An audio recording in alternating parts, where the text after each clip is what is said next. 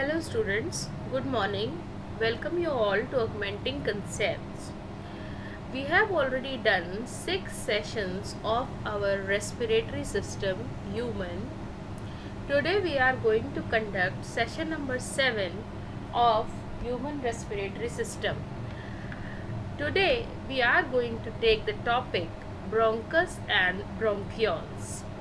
As you can see in the diagram, this is the trachea, of which we have took the detailed session yesterday and saw how the trachea, from where the trachea starts from and from till where it continues, and how it subdivides into two parts which extend into the lungs. So today we will study the subdivisions of the trachea. What are the two names of the subdivision of the trachea, and how these subdivisions again further divide into more subdivisions. What are their names, how they are made, what are their functions, and what are the small organs present inside these, or you can say what smaller subdivisions are present in the bronchioles. Fine. Then this is one diagram. You can see these are the lungs, these two are the lungs, this is the trachea, and this is the subdivision where this trachea is subdividing into two divisions. These are called bronchus. These two divisions are called bronchus, primary bronchus. Fine. Then again, when this main bronchus is dividing, this is called secondary bronchus. This is also dividing, secondary bronchus. And finally, when more division is happening, this is called tertiary bronchus. This is called tertiary bronchus. Tertiary bronchus end up with the alveoli. Tertiary bronchus end up with the alveoli. Fine students, this is the diagram. Then moving up to the second diagram, here you can see this is the more detailed diagram in which you can see how heart is situated between the lungs. This is the heart. Fine. And these are the two lungs. Fine. Here is the trachea, and from the trachea this is the subbronchus. Fine. Primary bronchus, and then primary bronchus is dividing into secondary, and then these are tiny, very very thin, these are the tertiary bronchus. And at the end of these tertiary bronchus, small alveoli, which are the air sacs on which we will taking the section tomorrow, are present. Fine.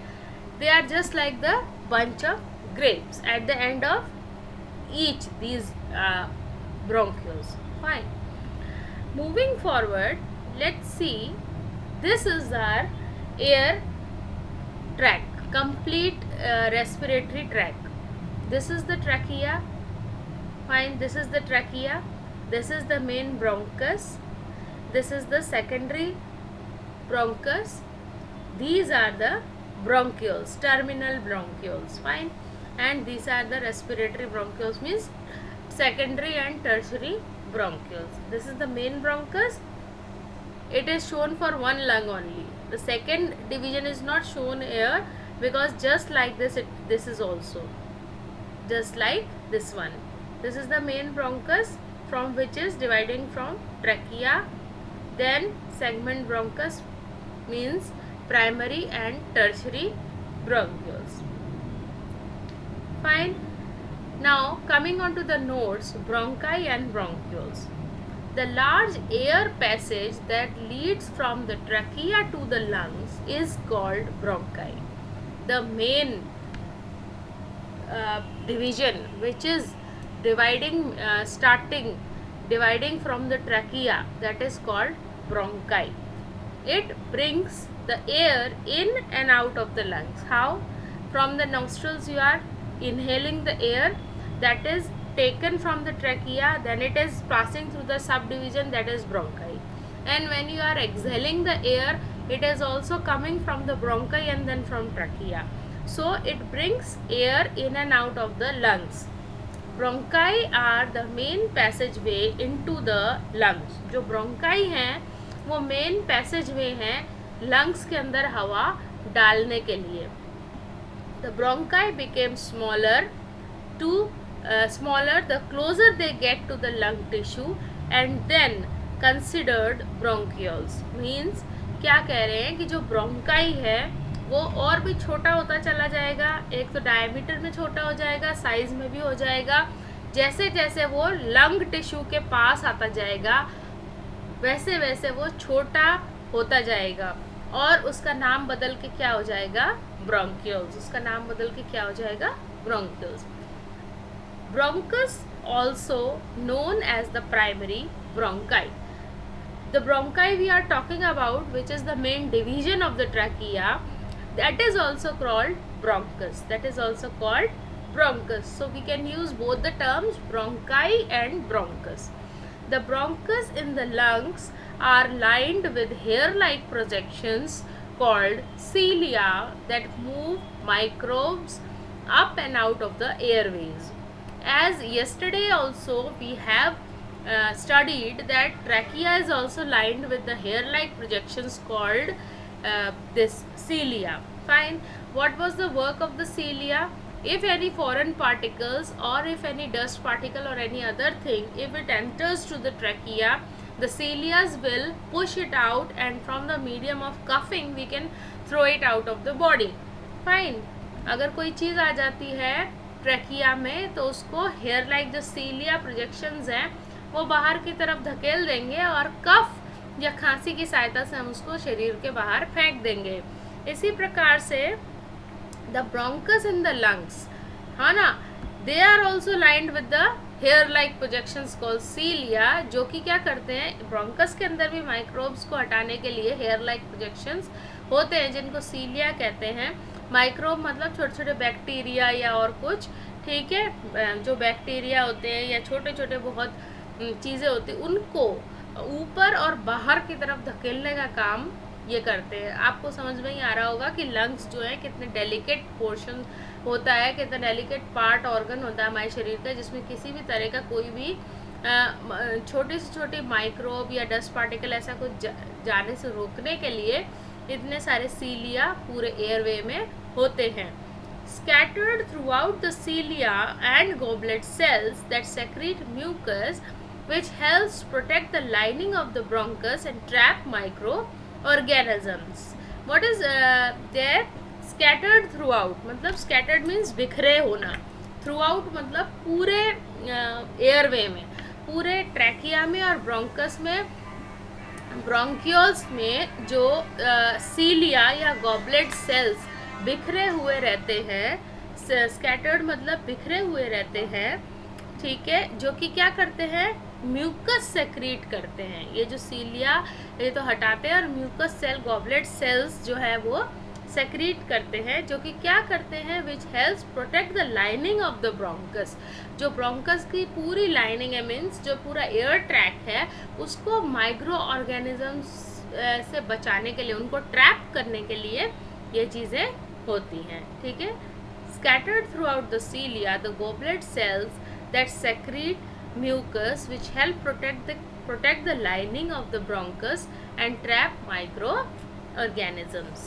That is clear to you? किस तरीके से इंतज़ाम किया हुआ है हमारे respiratory system के protection का।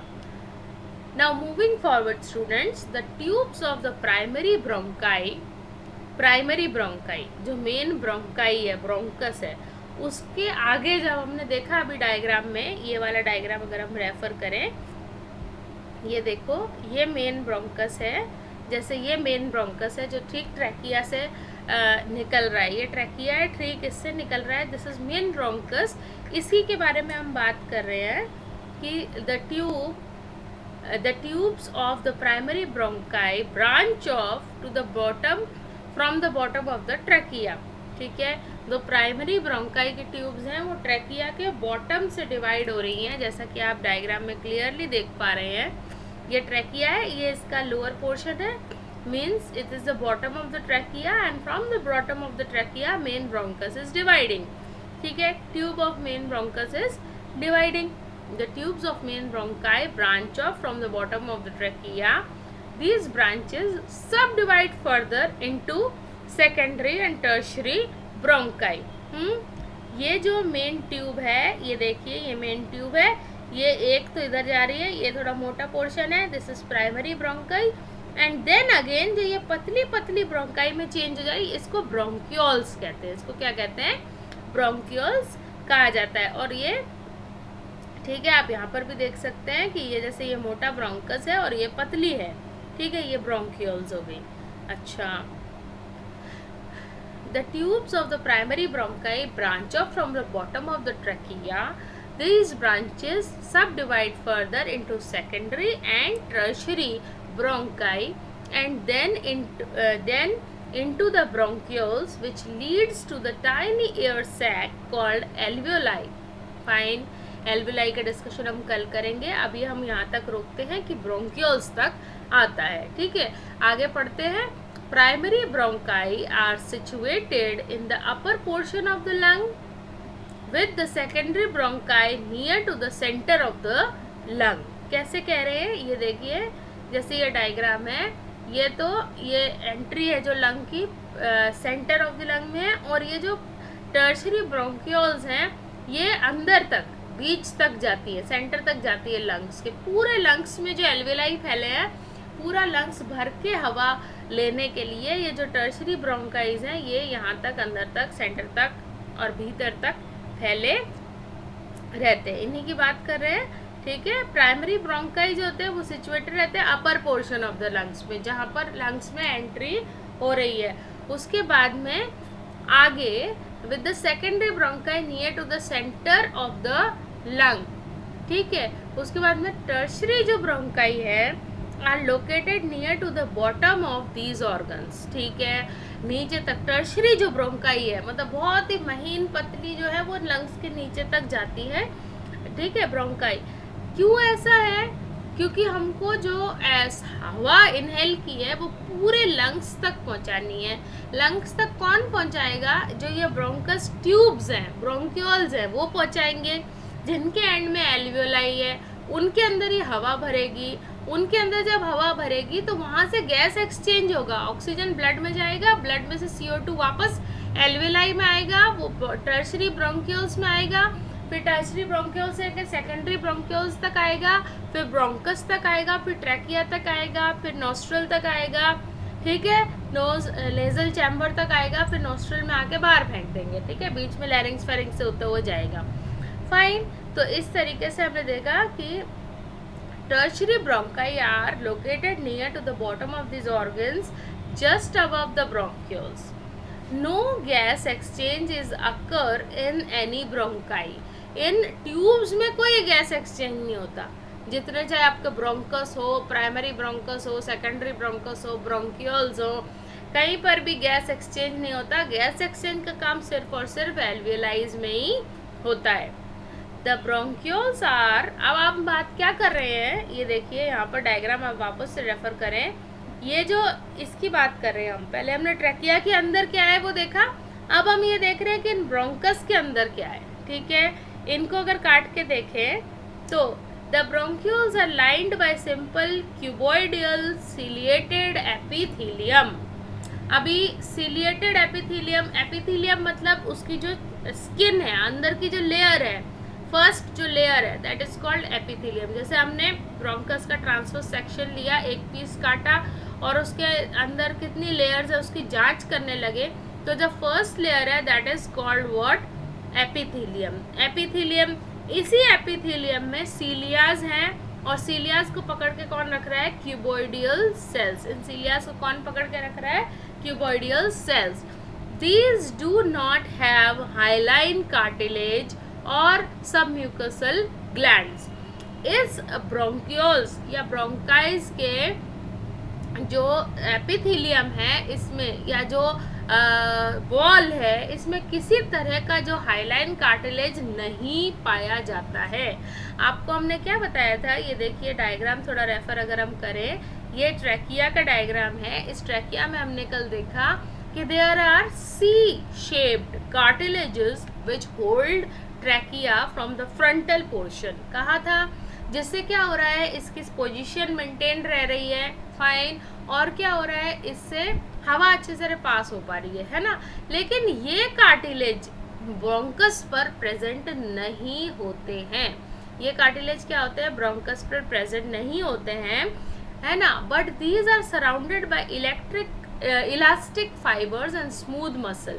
जबकि जो ये ब्रोंकस है ये इलास्टिक फाइबर्स, ठीक है, बहुत और भी सॉफ्ट और भी लचीले, ठीक है, फाइबर्स से, और स्मूथ मसल सेल, ठीक है, जो लंग के चारों तरफ होते हैं स्मूथ मसल सेल, उससे घिरे रहते हैं। क्यों ऐसा है, क्योंकि इनके थ्रू हवा जाएगी। इसकी के साथ साथ हमें क्या चाहिए कि हवा जाने के साथ साथ क्या, जब हम दौड़े भागे या हमारे लंग्स फूले सिकुड़े, उस दौरान उनके साथ साथ इनका भी इलास्टिसिटी मेंटेन रहना चाहिए, जिससे कि हवा का जो बहाव है वो ना रुक सके। लंग्स अगर कहीं फूल रहा है या सिकुड़ रहा है या मुड़ रहा है या कुछ हो रहा है, तो उसके साथ साथ ये जो ब्रोंक्यूल्स है ये हवा पास कर सके, इसलिए इसमें कोई भी हाइलाइन कार्टिलेज नहीं होती है, सबम्यूकोसल ग्लैंड नहीं होती है, लेकिन सराउंडेड रहती है इलास्टिक फाइबर्स से और स्मूथ मसल सेल से। तो हमने क्या क्या देखा आज, हमने थोड़ा सा क्विक रिवीजन अगर करें तो हम देखेंगे कि जो लार्ज एयर पैसेज है ट्रैकिया, वो लंग्स में जाने से पहले दो ब्रोंकाइज में सब डिवाइड होता है, जो कि एयर को लंग्स के अंदर और बाहर ले जाता है। ब्रोंकाई जो है एयर का मेन पैसेज वे है लंग्स के अंदर। The bronchi become smaller and the closer they get to the lungs. जितना लंग्स से क्लोजर ज़्यादा जाता है ब्रोंकाइज, उतना ज़्यादा ये छोटा और पतला होता जाता है, और उसके बाद में इसे ब्रोंक्यूल्स कहा जाता है। ब्रोंकस को प्राइमरी ब्रोंकाई भी कहते हैं। Bronchus lungs in the lungs are lined with hairline projection. इनमें भी हेयरलाइन सीलिया होती है। सीलिया का काम क्या होता है, माइक्रोब्स को रोकना, बैक्टीरिया को रोकना। स्कैटर्ड थ्रू आउट, पूरे जो एयरवे है हमारा ट्रैकिया और ब्रोंक्यूल्स तक, ब्रोंकस से लेकर, वो सारे में सीलिया और गॉबलेट सेल्स होते हैं जो कि म्यूकस सेक्रेट करते हैं। गॉबलेट सेल्स होते हैं, सब म्यूकोसल ग्लैंड नहीं होती है। इसमें कंफ्यूज मत होना आप लोग कि यहाँ लिखा हुआ है कि सब म्यूकोसल ग्लैंड नहीं होती है, लेकिन क्या होते हैं, गॉबलेट सेल्स होते हैं, ठीक है, जो कि म्यूकस सेक्रेट करते हैं। और इससे क्या होता है, हमारे जो ब्रोंकस में कोई भी माइक्रो ऑर्गेनिज्म हो, बैक्टीरिया हो, उसको ट्रैप करने का काम करते हैं, वही रोकने का काम करते हैं। तो जो प्राइमरी ब्रोंकाई है वो तो क्या ट्रैकिया से डिवाइड हो रही है, उसके बाद ये प्राइमरी ट्रैकिया ब्रोंकाई जो है वापस सब डिवाइड हो रही है into tertiary and secondary bronchi. उसके बाद आ रहा है ब्रोंक्यूल्स का नंबर। ब्रोंक्यूल्स के बाद आ रहा है alveoli. Primary bronchi are situated in the upper portion of the lung, secondary near to the centre and tertiary are located to the bottom of this organ.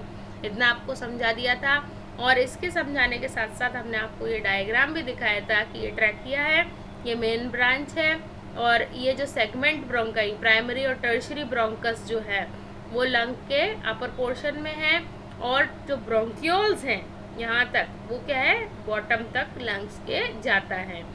इसके बाद आ रहा है हमारा, क्या देखा था हमने कि इसमें किसी भी तरह का क्या नहीं होता है, गैस एक्सचेंज नहीं होता है, जबकि ब्रोंक्यूल्स में क्यूबॉइडियल सिलिएटेड एपिथेलियम होती है, उसमें कोई भी हाइलाइन कार्टिलेज या सब म्यूकोसल ग्लैंड नहीं पाई जाती, जबकि क्या होती है, गॉबलेट सेल होती है। और इसका क्या, अच्छा फिर इसकी पोजीशन कैसे मेंटेन रहती है, इसका शेप कैसे रहता है, क्योंकि ये सराउंडेड रहते हैं इलास्टिक फाइबर्स से और स्मूथ मसल सेल से। तो just go through the diagrams. This is the trachea, this is the bronchus, this is the primary and secondary bronchus, and these are the bronchioles. These two are the lungs. Fine students.